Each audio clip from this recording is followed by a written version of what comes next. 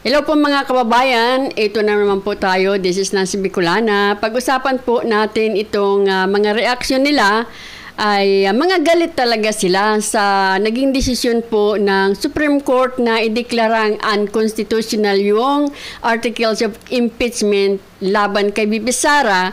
So yung iba, hindi nila natitiis na makapagsalita na minsan talagang banat na po sa Supreme Court. Kung ito nga po si De Lima, talagang parang nasabi niya talagang one-sided talagang toward the, para against dito sa Supreme Court. Matagal na yung may sinasabi si De Lima, pero ito yata medyo mukhang sumobra na siya.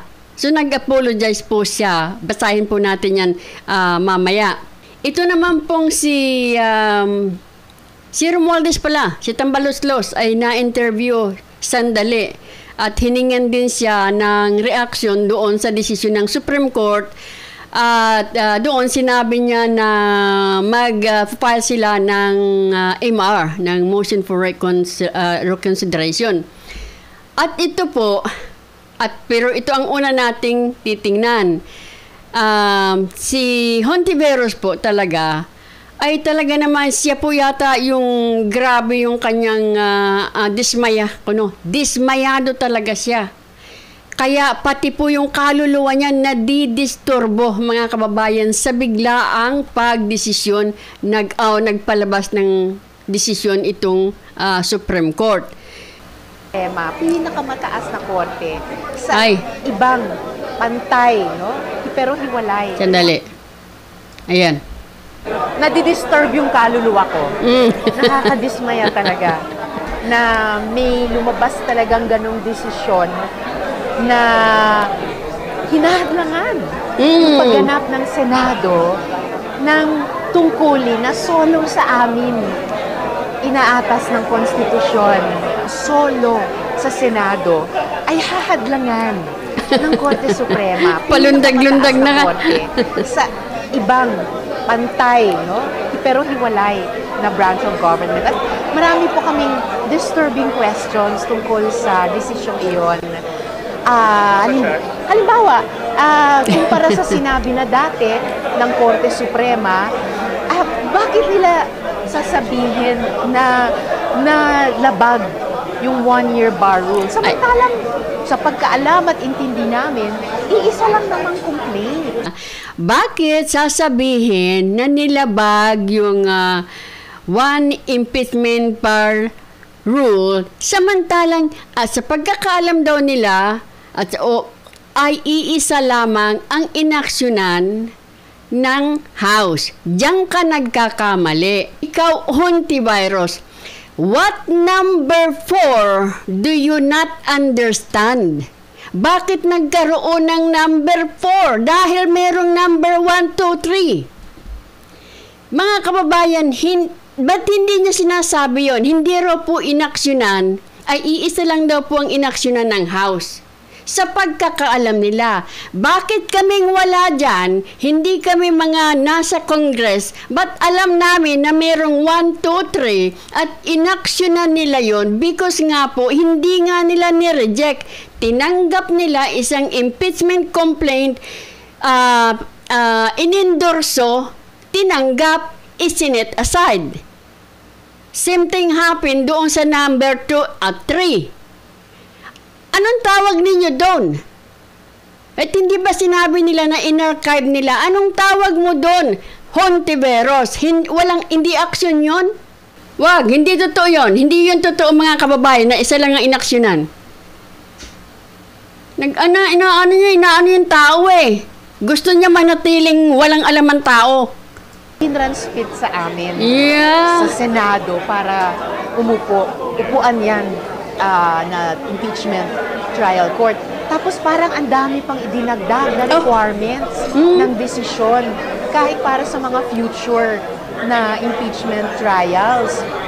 So, in the end, we are left with yung shock na parang may na-undermine na batayang prinsipyo ng accountability of public office. With all due respect, yung ganitong desisyon is one that makes us more insecure Oy. dun sa dapat na stabilidad na ibinibigay ng konstitusyon. Sa sinasabi ng iba na hintayin na lang ang 2026, Diyos ko po, alam naman siguro all the effort and time it already took para simulan ng Oy, natatagalan. Gusto nila now na. Kasi anong mga president ang tinatakda ng ganitong klaseng desisyon? So, lahat ng mga ayaw ng impeachment process, lahat ng ayaw ng pagsingil ng accountability, will probably pick up lessons from this at gagamitin na naman nila. Pwede nyo rin gamitin yan, di ba? Ito, mga kababayan, kasi sinasabi niya, ano daw ang itatakdang president nito? Yung daw mga, kumbaga, yung future ay makikita ito at mapipick up nila, gagamitin nila yan. Same thing. Yung ginawa ninyo ngayon, Hontiveros, na 1, 2, 3, 4 na impeachment, at parang gusto ninyo ay parang magbulag-bulaga na lang at wag nang sundin yung one impeachment per year sa isang impeachable opisyal, ang gusto ninyo, kalimutan na lang yon. Anong mangyayari sa kinabukasan? Sa future? Bakit noon? 19 Congress. 4 na impeachment ang ipinasok. Okay, pumasa. Diba? Natuloy ang proseso. So next time, agintay na lang sila na 1, 2, 3, 4, 5, 6, 7, 8, 9, 10 hanggat hindi sila nakakakuha ng pundong pambayad. Ay, ibig kong sabihin, hanggat hindi sila nakakakita ng tama, hindi i-ignore nila yung unang impeachment na complaint. Hindi po ba? Same thing.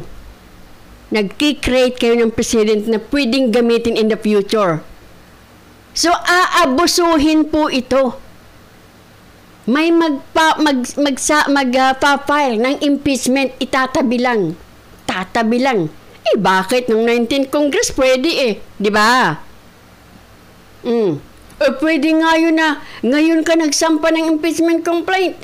Ngayon pinirma, ngayon inendorso, ngayon pinirmahan, ngayon na rin pina-impeach. Yung ganyan, kayo ang nagsisimula ng masama na pwedeng magamit in the future, maaabuso.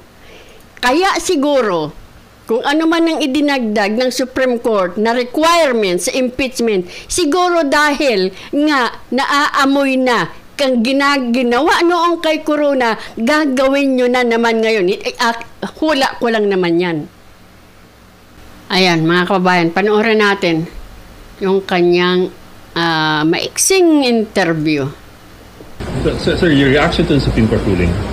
Well, we are in the process of reading the decision of the court, and of course, we shall respect the decision of the court, but we'll also exhaust our remedies, which is we'll also be preparing a motion for reconsideration. An MR? Yes, within 15 days of our official receipt.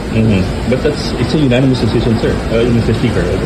Well, we hope that there could be probably some refinements on the decision.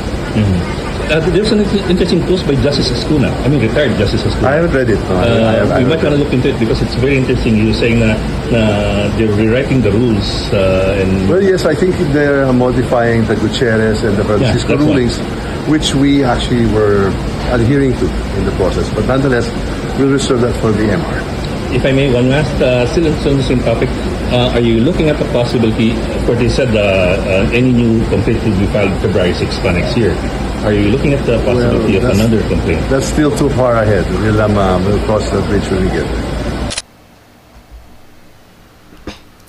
Ito po mga kababayan, ang Philstar binalita yung si Dilima nag-apologize po siya. Ito basahan po natin sandali. Ito. Uy, saan ka? Sabi niya dito, ito po ay July 26, 2025. Sabi dito, Dilima apologizes. Says, Supreme Court considered House side in VP Sara's ruling.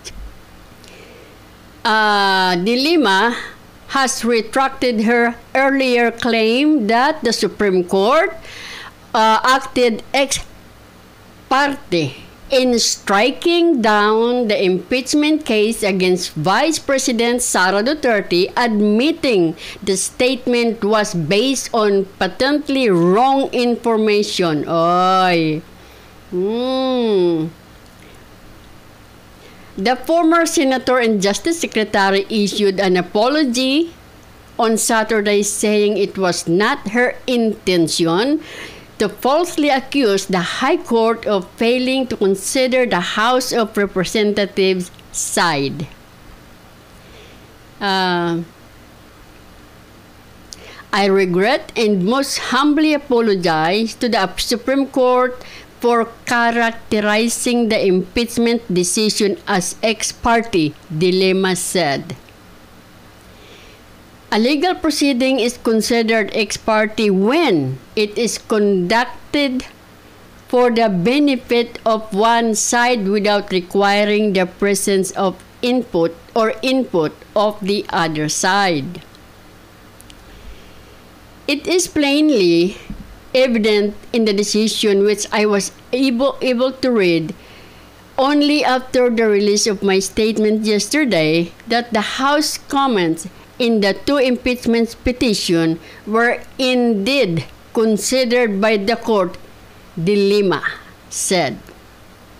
There is no excuse for the mistake and I bear full responsibility for the same, she added.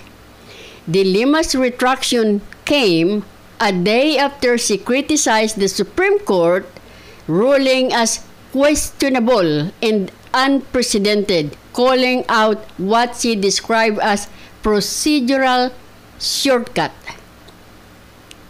On Friday, she argued that the High Court failed to follow Rule 65, Section 6 of the Rule of Court by not asking the House Representatives, the principal respondent in the case, to file a formal comment.